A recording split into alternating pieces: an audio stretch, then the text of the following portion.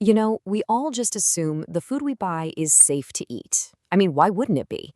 But what happens when that trust is broken?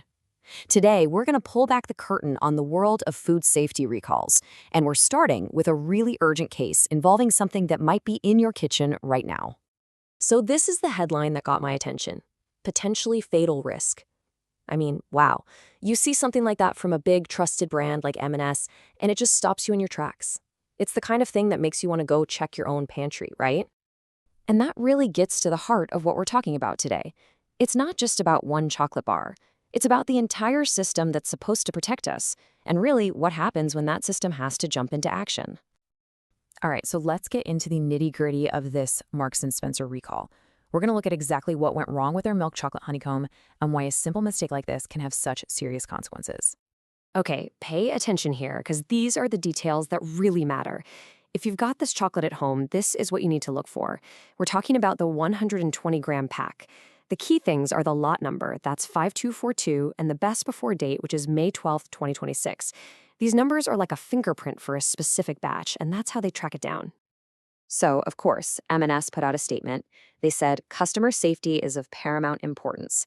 This is pretty standard stuff for a company in crisis mode, right? It's all about reassuring everyone that they're taking it seriously and trying to protect the trust you have in their brand.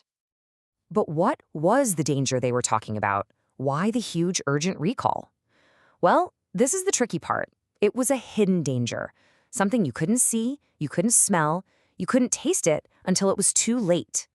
And here it is. The whole problem came down to undeclared peanuts. The chocolate might have had peanuts in it, but the label didn't say so. Now, for you and me, maybe that's not a big deal. But if you have a severe peanut allergy, that tiny mistake, which probably happened because of cross-contamination on a factory line, is literally a life or death issue. And an allergic reaction isn't just a little itch. We're talking about some serious stuff that happens fast. Swelling, breaking out in hives, suddenly not being able to breathe. And in the worst-case scenario, it can lead to anaphylaxis.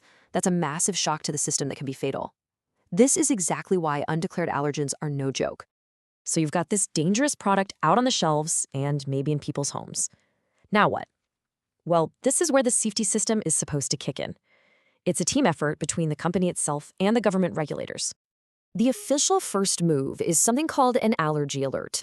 Think of it like a big red flag raised by the Food Standards Agency, or the FSA. It's their way of officially saying, hey everyone, this product is not safe for people with this allergy because the label is wrong. And here's basically how it all goes down. First, M&S figures out there's a problem. Then they have to tell the FSA, which is the agency that blasts out that official alert to the public. And finally, M&S has to get the word out themselves, putting up signs in stores and telling customers, hey, don't eat this, bring it back, we'll give you your money back. Now, here's a little bit of inside baseball you might find interesting. There's a difference between a withdrawal and a recall. A withdrawal is just pulling the product off the shelves so no one else can buy it. But a recall, which is what happened here, is much more serious. That's when they have to reach out to people who've already bought it and ask them to bring it back. They're trying to pull it out of your pantry, not just the store. And look, as much as we're focusing on this M&S case, this is happening all the time. This kind of thing is definitely not a one-off incident. The food safety system is constantly working to tackle all sorts of different threats.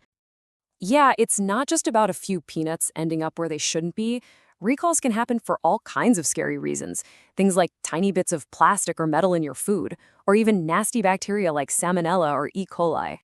For instance, not too long ago, Aldi had to recall an ice cream. Why? Same basic problem, different allergen. It had gluten in it that wasn't on the label, which is a huge risk for anyone with celiac disease. It's that same pattern of a hidden ingredient causing a big problem. And then there's this. It's not even about allergens. Over in the US, the FDA found dangerous levels of lead in 16 different brands of ground cinnamon. I mean, that's just a straight-up contaminant that should never, ever be in our food in the first place.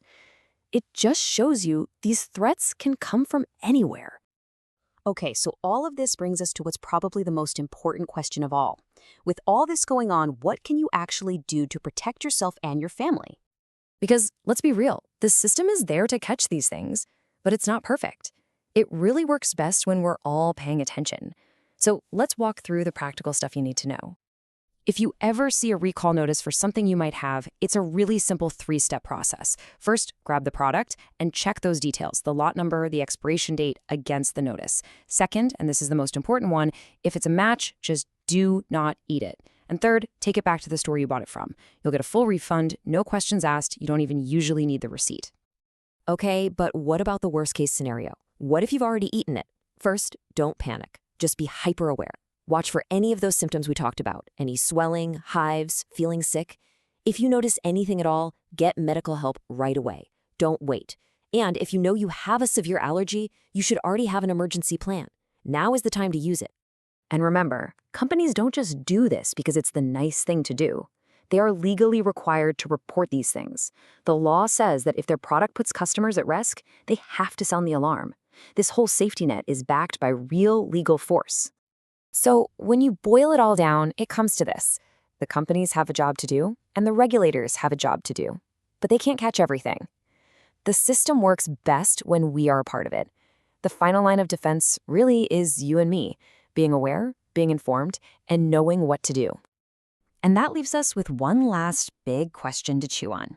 In this massive, complicated global food system, where recalls seem to be happening more and more, who's really responsible for what ends up on your dinner plate? Is it the company that made it? The agency that regulates it? Or is it us? Something to think about.